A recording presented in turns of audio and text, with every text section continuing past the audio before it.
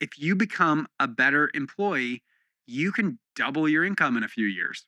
But that takes you learning how to do that. How do I become a director? How do I become a leader? How do I take on more responsibility? If you show up to work asking those questions, asking your mentors those questions, and finding books that teach you those things, I almost guarantee in the next 3 to 5 years, you could double your income.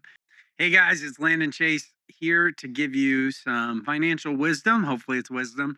I flipped 140 cars, and these are the 5 rules for money that I've learned. So, rule one, find a way to not trade your time for money. This is really important, and the earlier you learn this, the better off you'll be. There will definitely be seasons of your life you do need to trade time for money. But separating that in your mind, what are the other things in your life you can do to make money where you don't trade time for money? Because that's the only way you unlock a much higher earning potential is to stop trading time for money. Every business book that is written by a high level founder, that's what you work towards. In every stage of your life, there's going to be different levels of this where, hey, I was able to flip a car over 2 months while I worked a job. Cool, you made an extra few grand. Well, a few grand is like a pretty good paycheck. So if you can just do some small things to learn how to not trade time for money, the earlier in your life, the better. I did that flipping cars. Um, Probably on average, I've made $3,000 to $5,000 on every car I've flipped. That's a lot of hours of work. And I always would remind myself, how long would it have taken me to make this much money if I worked an hourly job? So that would be my first rule. Find a way to not trade time for money as soon as possible. That doesn't mean you don't have a job too, but start something on the side that you can do at the same time as a job that doesn't take much time. That's a great challenge to have. That was a challenge I had. I had a full time volunteer job, and it was volunteer. Um, and I couldn't take any time away from that. And so I had a very limited amount of time, and that challenged me, which led to flipping 140 cars in my free time. And it's what I do to rest. It's really funny. Like I can make money and I enjoy it. So that's the first rule. All right. Second rule: increase your earning potential. You should be working harder on yourself than you do on your job. You should work really hard in your job, but you should work really hard on yourself. Be reading self improvement books, reading business books, reading biographies of great men and women who have done awesome things, and challenge yourself. So if you become a better employee, you can double your income in a few years. But that takes you learning how to do that. How do I become a director? How do I become a leader? How do I take on more responsibility? If you show up to work asking those questions, asking your mentors those questions, and finding books that teach you those things, I almost guarantee in the next 3 to 5 years, you could double your income. And that helps a lot the sooner you do it. A lot of us are waiting for professional development to happen to us. It doesn't ever happen that way. Sometimes your jobs will be gracious enough to help you with those things. That's a very slow journey. You could read 3 books this year that fast forward you years into a career. There's no reason you can't be a 22-year-old, a 25-year-old, a 30-year-old leading a bunch of people. The only difference between you and somebody that's doing that is what they know. And that's something you can learn now because you have an abundance of free time. So that is my rule number 2. Increase your earning potential as fast as possible. All right. Rule number 3. Do not invest or take on debt until you understand both. Compound wisdom now. So do not go get a credit card. Do not go get an investment account until you've at least read a book on both. Watch YouTube videos, watch podcasts. I would encourage you spend as much time as you'd spend in one work week of a full-time job, 40 hours. Take 40 hours before getting a credit card. Take 40 hours before you start investing to get a good understanding of what you're doing. What are the implications? What is this? What is a credit score? How is it weighted? There's this great guy, Graham Stephan, on YouTube.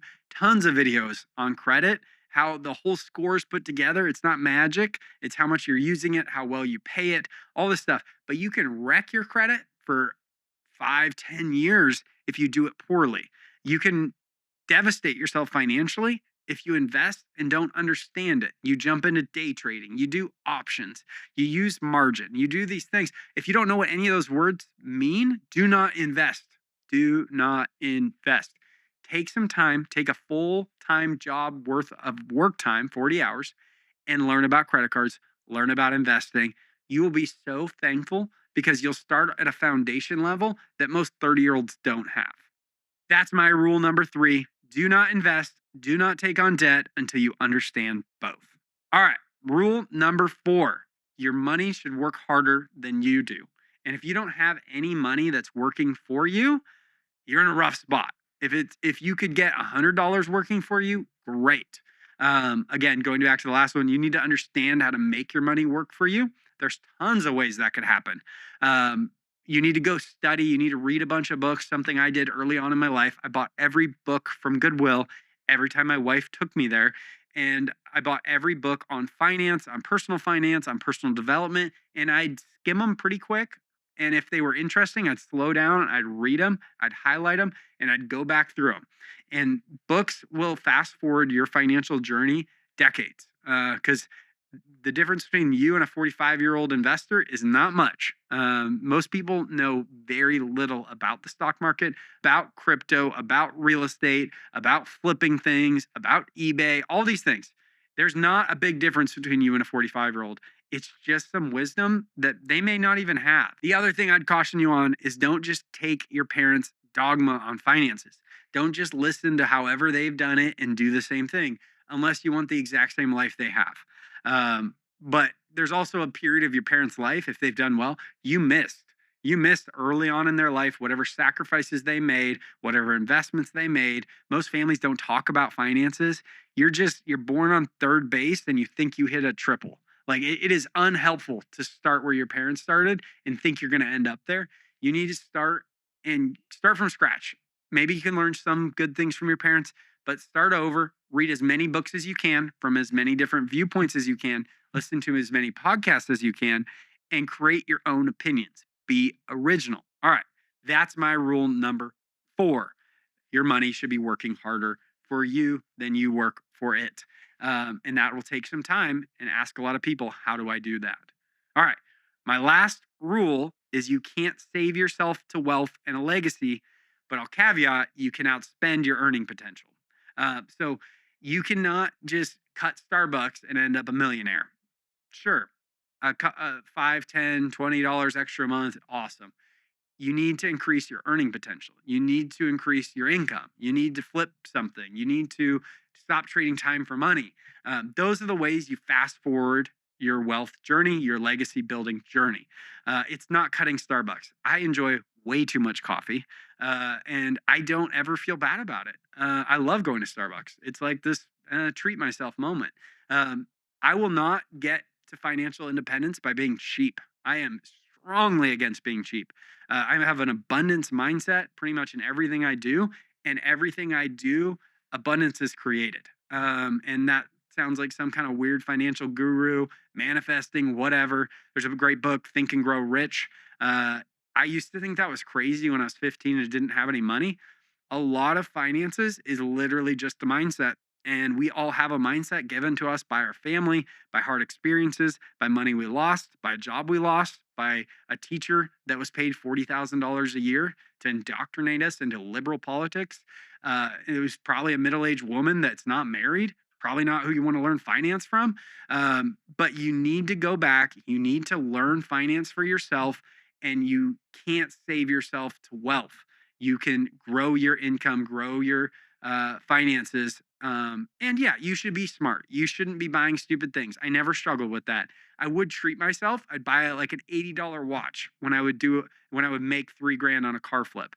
That's like a way to be like, all right, I remember this moment. It's a good moment. I'm thankful that I did this, but I saved 98% of the money and I put it back into the business because we can make a lot of money and then we can spend a lot of money way faster than we can make it. Never increased my quality of life. Sometimes I increase my quality of cars because that's something I really enjoy. I can make money on any car I buy. I think I've lost money on one out of the 140 cars. And it was because it was my daily driver truck, and the COVID car market did this. And I bought a truck, and then I sold it a year later, and it dropped a few thousand in value. Um, but I feel fine about that. 140 cars, all profitable. And I learned so many lessons through that process. And I wanted to leave you guys with some book recommendations. I think one of the best things you can do is start reading. So, top 5 books to help you in your 20s would be top 5 book recommendations for you in your 20s. The first one is Psychology of Money. Very, very helpful. One of the coolest lessons I learned in that whole book. So there's something called leveraged ETFs. So you can put your money into something that does twice what the Nasdaq does, up or down, and it proved the point that if you only ever invested in something that did that, yeah, you could lose all your money tomorrow. You could have amassed 100 grand. It could go to zero, but if you just kept your investment strategy and kept putting it into that leveraged ETF, you would way outperform everyone else. But we have a risk aversion, we have a loss aversion, is what it's called in the book, where we can't lose money. That freaks us out. I'm not scared to lose money. You need to be calculated with risk, but you need to be logical. It's a fallacy. So you need to be, that was the biggest lesson I learned out of Psychology of Money. Next book, The Millionaire Next Door by Thomas Stanley. They surveyed all these millionaires in the world, and they're not who you think they'd be. They're mostly dudes in their 50s and 60s, obviously married. They live in a suburban house that's paid off. They've got a couple paid off vehicles. They've never bought a watch over $1,000, and it's shocking how many people are millionaires, and they don't look like what we would imagine millionaires to look like. When we watch social media, it gives us a really bad point of view. All these people need to do things for clickbait. They need to buy the Ferrari. They need to buy the watch. They need to do these things to get views from you.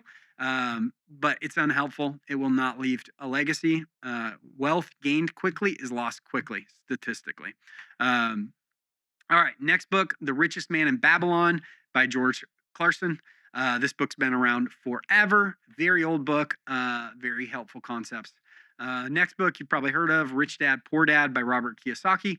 That one's really on how to not trade your time for money, to get out of the, he calls it the rat race, and get into investor, get into owner, get into entrepreneur categories. And then the last book, and my favorite content provider, is Jim Rohn. The book is called The Seasons of Life by Jim Rohn. He's incredible. He is the man I'm most looking forward to meeting in heaven. He was a Christian, was a really great man. He died a few years before I discovered his content, and it is incredible. So those would be the books I'd recommend you guys read as fast as possible, as soon as possible, if you want to build a legacy and start in your 20s.